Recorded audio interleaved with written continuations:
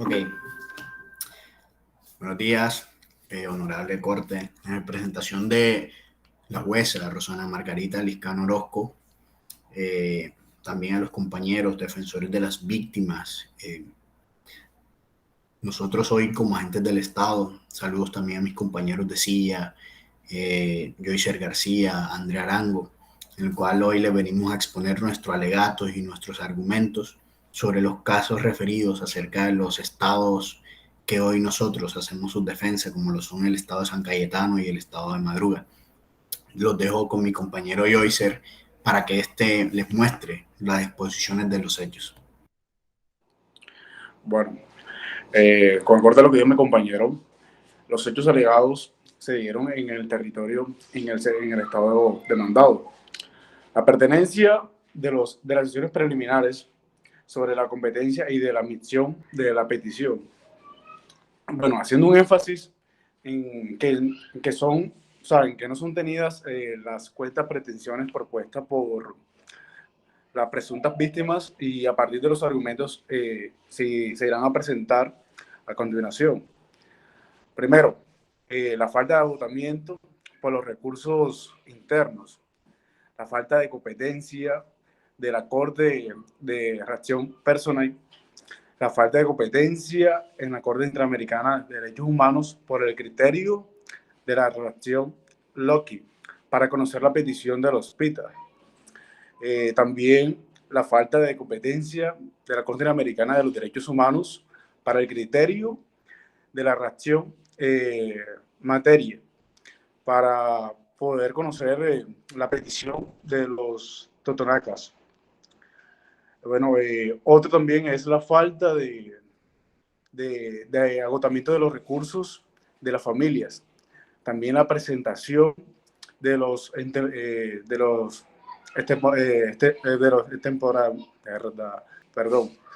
temporáneas, que son de las peticiones frente a los Corte Americana de los Derechos Humanos. Y por último, la indebida individualización de las víctimas. Ok, querida jueza, en mi alegato también como defensor del Estado, quiero también presentarle las pruebas acerca de los mecanismos que deben establecer las convenciones y las cortes interamericanas, como esta la referida a la Corte Interamericana de Derechos Humanos, sobre el propósito de establecer una responsabilidad sobre el Estado que nosotros defendemos. No solo establecer la responsabilidad quizás por una violación de los derechos establecidos en la Convención Americana y otros instrumentos aplicables, sino que también defender aquellos ideales que dice el artículo 44 a 51 de la misma convención. Esto se ve ligado a los artículos que permiten a cualquier persona o grupo de personas, entidades no gubernamentales, legales o reconocidas, que le exijan a nuestros estados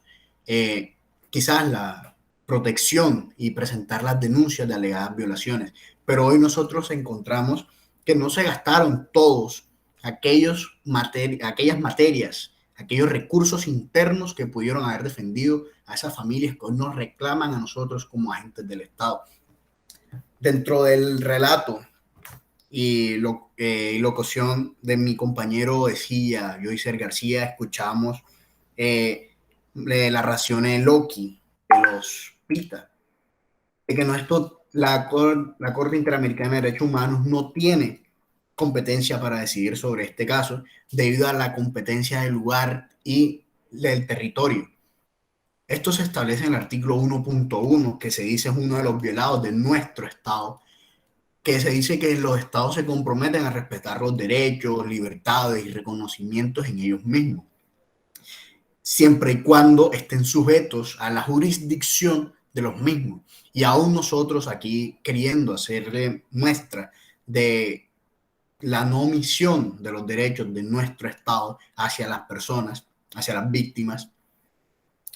se muestra que no se ha violado aquellos derechos y libertades reconocidos en ella. Y aún así nos encontramos aquí demostrándole que quizás debería considerar usted la ración Loki y también la ración material junto a la persona que dice que esta corte no es un tribunal de apelación para conocer el caso de los Totonaca,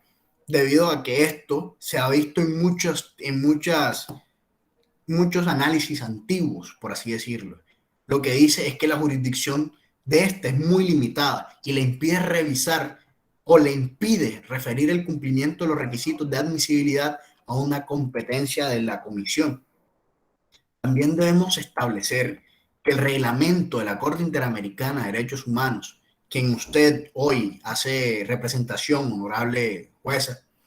quiero referirme que la comisión, a través de su artículo 51, recibirá únicamente y examinará aquellas peticiones que contengan una denuncia real sobre las presuntas violaciones de los derechos humanos hoy consagrados en la Declaratoria Americana de los Derechos y también de los deberes del hombre.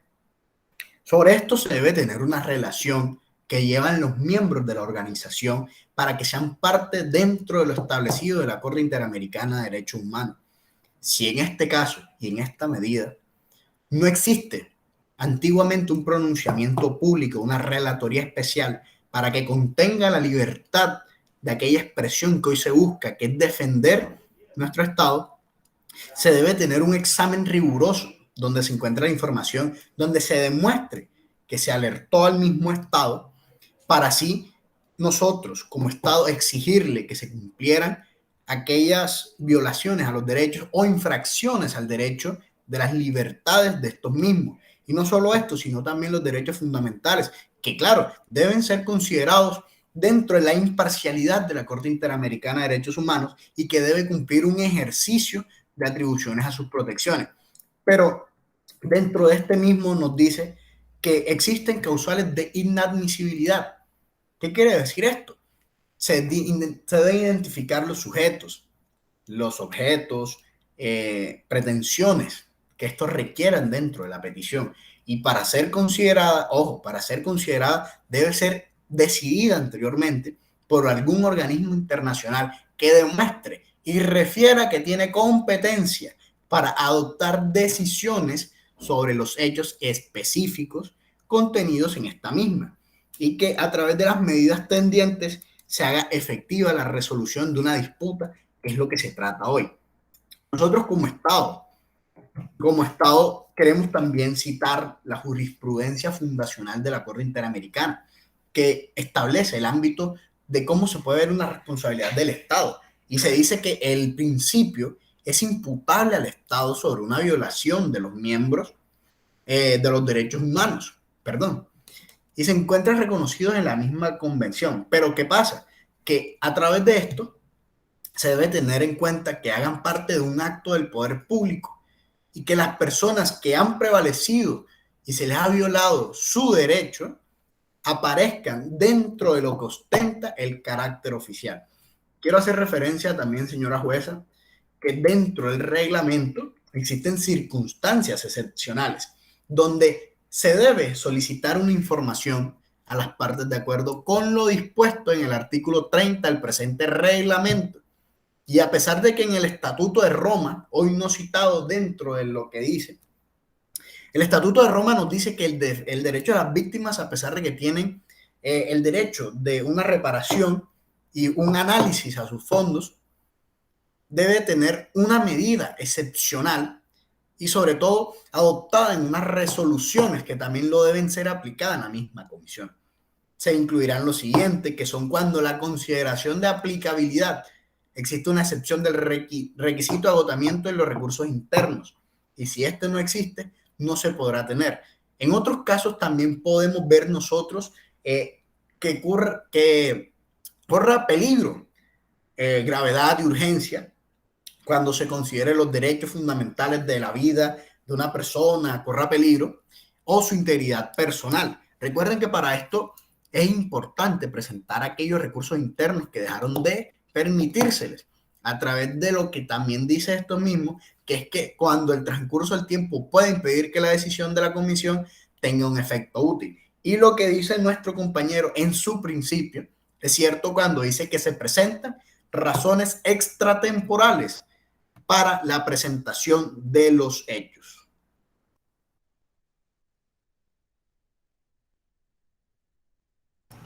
Bueno, En torno a lo que gira sobre la admisibilidad de la demanda interpuesta por los pueblos indígenas Caguamana y Totonaca ante esta Corte Internacional, es necesario que este ente declare la no admisibilidad, dado que los representantes legales de estos pueblos étnicos no agotaron como tal los medios constitucionales con los que goza en su país, y de este modo es imposible que esta Corte admita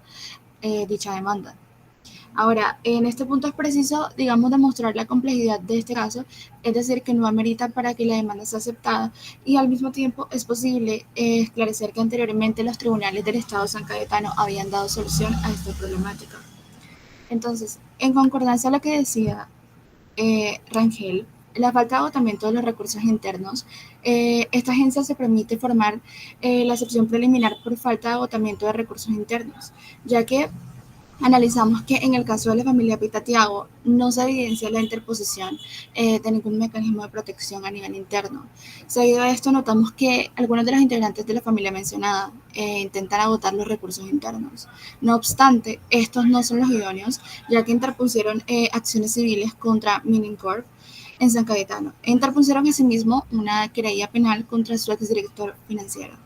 Elliot Klein, y contra el coronel del ejército David Nelson por los delitos de homicidio y asociación ilícita con grupos armados ilegales actuantes de madrugada. Fundamentamos también estas acciones como improcedentes, ya que los tribunales en materia civil y penal del país poseen jurisdicción extraterritorial solamente para conocer actos constitutivos de genocidio, crímenes de guerra y de lesa humanidad.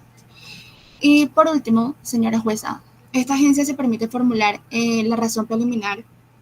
por falta de competencia en razón del lugar, ya que toda vez que identificamos que el Estado de San Cayetano no tiene jurisdicción en territorio de Madruga. Entonces, la razón jurídica que nos permite fundamentar esto se encuentra en el informe de admisibilidad número 112 del 2010 de la CIDH, en el momento que ésta argumenta que los Estados no solo podrían llegar a ser responsables internacionalmente por actos u omisiones que le fuesen imputados dentro de su territorio, sino también por aquellos actos u omisiones cometidos por fuera de su territorio, pero dentro de una esfera en la que ejerzan como tal jurisdicción. Este ha sido nuestro alegato como agentes del Estado, en lo cual nosotros consideramos que nuestros estados hoy representados son inocentes.